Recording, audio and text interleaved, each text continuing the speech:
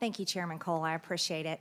As the proud daughter of a former United States Navyman who served in the Vietnam War, I just want to say I really want to support the NDAA, but I have some amendments that I'd like to bring forward.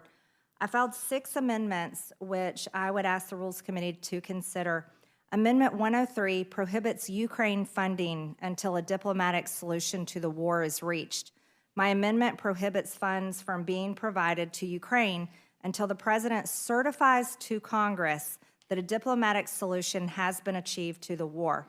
President Biden's decision to send billions of dollars worth of weapons and aid to Ukraine has engaged the United States in a proxy war with Russia that we cannot afford and jeopardizes all peace efforts.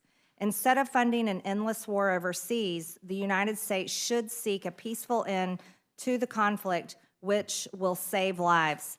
And I brought this as a printout. It's a copy from the Department of Defense on what our Department of Defense mission is. It reads, "We are your defense. The Department of Defense is America's largest government agency.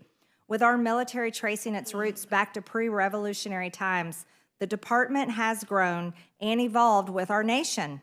Our mission is to provide the military forces needed to deter war and ensure our nation's security."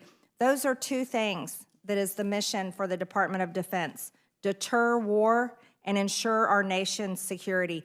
Funding a war in Ukraine does neither one of those. And this is why there should be no funding for a war in Ukraine that does not meet the mission of the Department of Defense. The next amendment, Amendment 104, strikes the feasibility study on establishing a center of excellence in Ukraine. My amendment reorients our national defense policies and priorities towards America first. The U.S. should not be collaborating with the government of Ukraine to establish any center in Ukraine, regardless of the purpose. Although I sympathize greatly with those who have experienced traumatic brain injuries and amputations, we have American veterans who have experienced traumatic brain injuries as well as amputations. We should not be devoting time and resources and putting the people of Ukraine over American citizens and over American veterans. We should be only helping our American citizens first. The next amendment I have is Amendment 105. Strikes $300 million of Ukraine funding. This bill includes $300 million in additional funding for Ukraine. My amendment would eliminate this provision. According to the Congressional Research Service, in 2022, the United States provided a total of $113 billion in funding to Ukraine.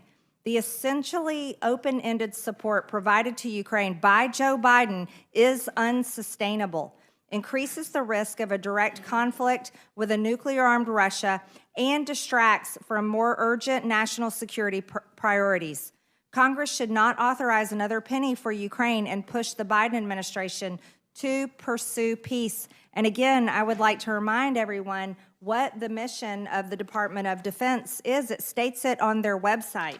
And that is, our mission is to provide the military forces needed to deter war and ensure our nation's security. That's for America's national security, not Ukraine. Ukraine is not the 51st state of the United States of America.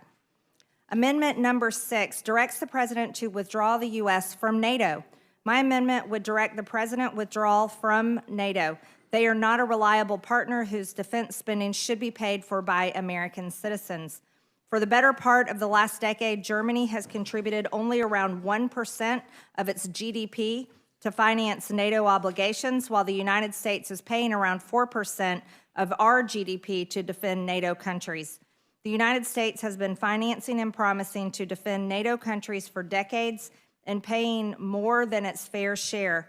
Western European countries could and should be stepping up their financial contributions to ensure the security of NATO. Instead, they are entirely beholden to Russia, and the U.S. taxpayer is expected to foot the bill.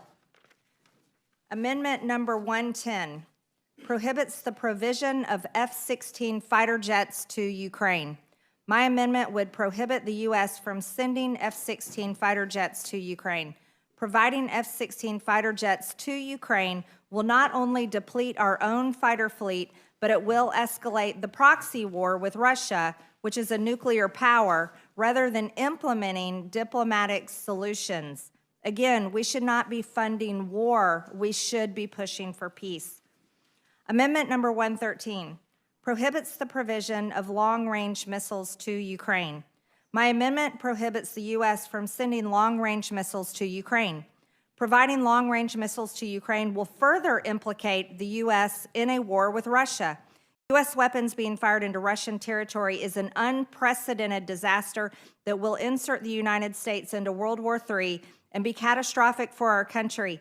And we all need to remind ourselves that China now has a military base on Cuba, which is 90 miles from Florida.